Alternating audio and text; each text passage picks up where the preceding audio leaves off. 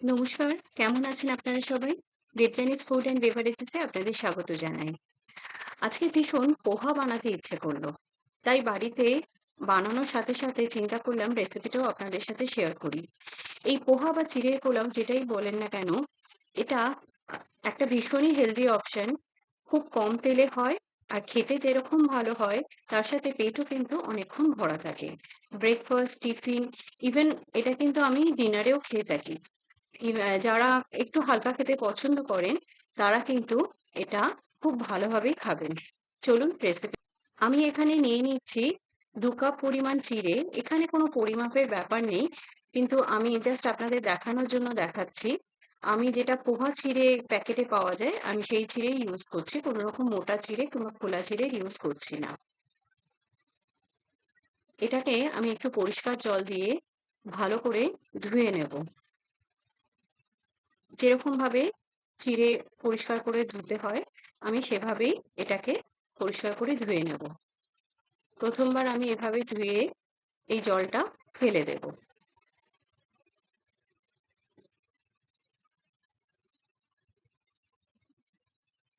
এখানে দেখুন আমি আরেকবারও চিড়েটা ভালো করে ধুয়ে নিচ্ছি। এখানে আমি পুরো এক্সেস যে জলটা সেটা পুরোটাই ফেলে দেব। চিড়ের সাথে যে সামান্য একটু জল থাকবে সেটাকে আমি কিন্তু রেখে দেব। এখানে দেখুন সামান্য একটু ভেজা ভেজা রয়েছে চিড়েটা। এইভাবেই কিন্তু আমি এটা একটু ঢেকে রেখে দেব। তাহলে কিন্তু চিড়ের পোলাও যখন করা হয় চিড়েটা কিন্তু খুব নরম হয়। এটাকে আমি মিনিট ৫ একটু ঢেকে রেখে দেব। এখানে আমি কিছু ভেজিটেবলস কেটে নিয়েছি। আমি নিয়েছি গাজর, বিনস, ক্যাপসিকাম, ধনেপাতা আর কাঁচা লঙ্কা। আর এখানে নিয়েছি সর্ষে, ছোলার ডাল, বিউলির ডাল, এখানে কিশমিশ, বাদাম, চিনেবাদাম আর কাজু বাদাম নিয়েছি। আর লাগছে এখানে হিং আর কারি পাতা।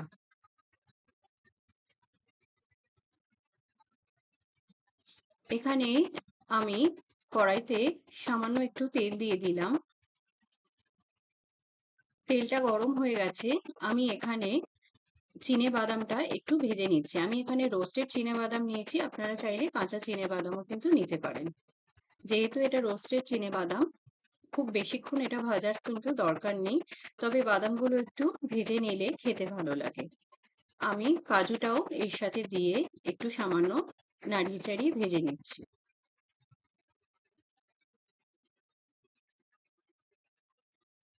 এবার এখানে কিশমিশটাও দিয়ে দিলাম।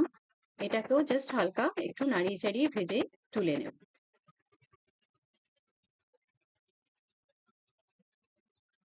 এখানে আমি আরো ১ চামচ মতো তেল দিয়ে দিলাম। এবার এখানে সর্ষেটা ছেড়ে দিচ্ছি।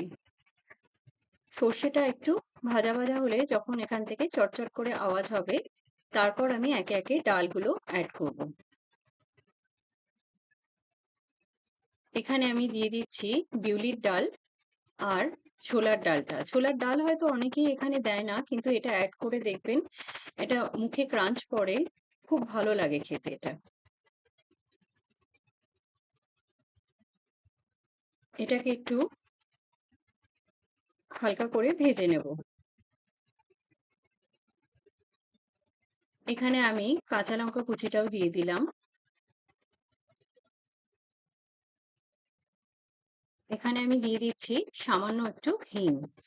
আপনারা এখানে পেঁয়াজের ব্যবহার করতে পারেন। যদি পেঁয়াজ দেন এই সময় আপনারা পেঁয়াজটা দিয়ে দিতে পারেন। কিন্তু আমি যেহেতু পেঁয়াজ দিচ্ছি না সেই জন্য আমি এখানে সামান্য একটু হিং দিলাম। যদি পেঁয়াজ দেন তাহলে হিংয়ের প্রয়োজন নেই, হিং না দিলেও হবে।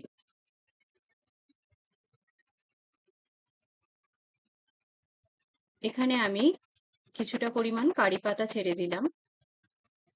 এটাকেও একটু হালকা করে ভেজে নেব। এখানে আমি গাজর আর বিনসটা অ্যাড করে দিচ্ছি এখানে। কারণ এই দুটো একটু ভাজতে সময় লাগবে, কেননা এগুলো একটু সেদ্ধ হওয়ার দরকার আছে। আমি সামান্য একটু তেল দিয়ে দিলাম এর মধ্যে। আর এখানে দিয়ে দিচ্ছি সামান্য একটু নুন।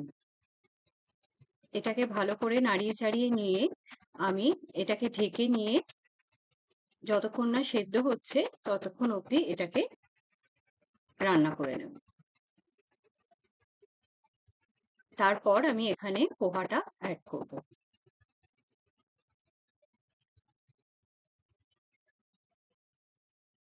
এটাকে একটু ঢেকে দিলাম।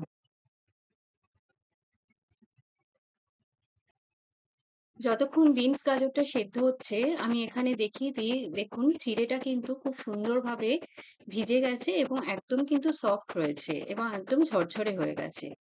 আমি এখানেই এখন দিয়ে দিচ্ছি সামান্য একটু হলুদ গুঁড়ো আর পরিমাণ মতো নুন।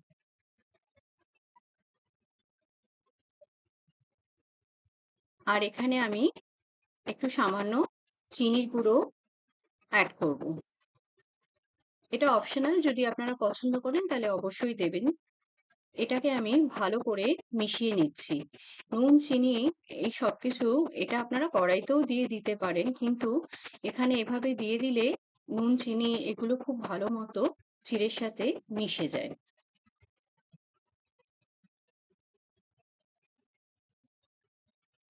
আপনারা চাইলে এখানে সামান্য একটু গোলমরিচের গুঁড়োও কিন্তু অ্যাড করতে পারেন।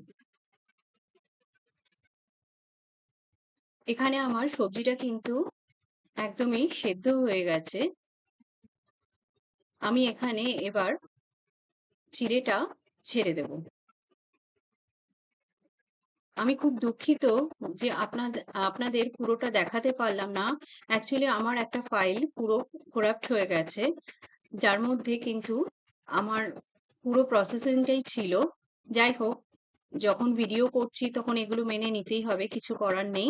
তবে আমি আপনাদের বলে দিচ্ছি, এটার পর বিনস গাজরটার আমি ঢাকাটা খুলে ওর মধ্যে ক্যাপসিকামটা মিশিয়ে দিয়েছিলাম এবং যেহেতু নুন মিষ্টি চিড়ের মধ্যে দেয়াই ছিল, এটাকে ভালো করে মিশিয়ে ভালো করে নাড়িয়ে চাড়িয়ে তার উপর একটুখানি সামান্য ধনেপাতা কুচি দিয়ে দিয়েছিলাম।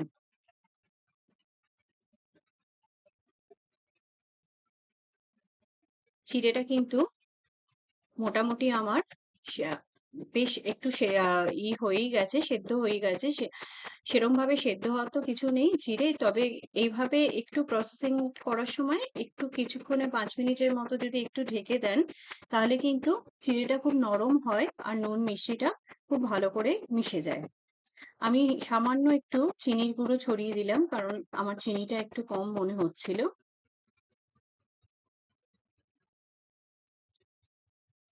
এখানে মিনিট 5 রাখার পর এখানে দেখুন এটা কিন্তু একদমই তৈরি। আমি এখানে কাজু কিশমিশ গুলো মিশিয়ে দিয়েছি। একদম খুব সুন্দর ঝরঝরে কিন্তু চিড়ের পোলাও রেডি হয়ে গেছে। এটা কিন্তু অবশ্যই আপনারা বাড়িতে একবার ট্রাই করবেন। আমার মনে হয় রেসিপিটা আপনাদের নিশ্চয়ই ভালো লাগবে। আপনারা হয়তো অনেকেই জানেনও এটা করতে, কিন্তু যারা জানেন না এই রেসিপিটা কিন্তু তাদের জন্য।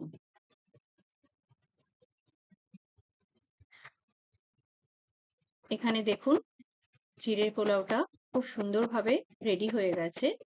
আমি এটাকে জাস্ট একটা প্লেটে একটু নামিয়ে নিচ্ছি।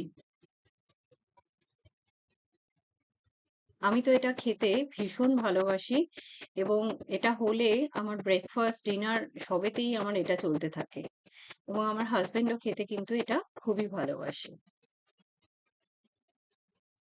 নিন, তৈরি হয়ে গেল পোহা বা চিড়ের পোলাও। খুবই ঝরঝরে এবং খুবই টেস্টি খেতে। আশা করি আমার রেসিপিটা আপনাদের ভালো লেগেছে। মাঝে কিছুটা পোর্শন আপনাদের দেখাতে না না পেরে খুবই দুঃখিত। কিন্তু কিছু করার নেই। আমরা যখন সোশ্যাল মিডিয়ায় কাজ করি এগুলো আমাদের মেনে নিতেই হয়। যাই হোক, আজকের রেসিপিটা যদি আপনাদের ভালো লাগে তাহলে আমার চ্যানেলটাকে একটা লাইক, শেয়ার, সাবস্ক্রাইব করতে কিন্তু ভুলবেন না। আর বেল আইকনটা প্রেস করে দেবেন আমার পরবর্তী ভিডিও নোটিফিকেশন পাওয়ার জন্য। আর আমার চ্যানেলটাকে একটু ফলো করে দেবেন। আপনারা সুস্থ থাকুন, ভালো থাকুন, ভালো খান। ধন্যবাদ।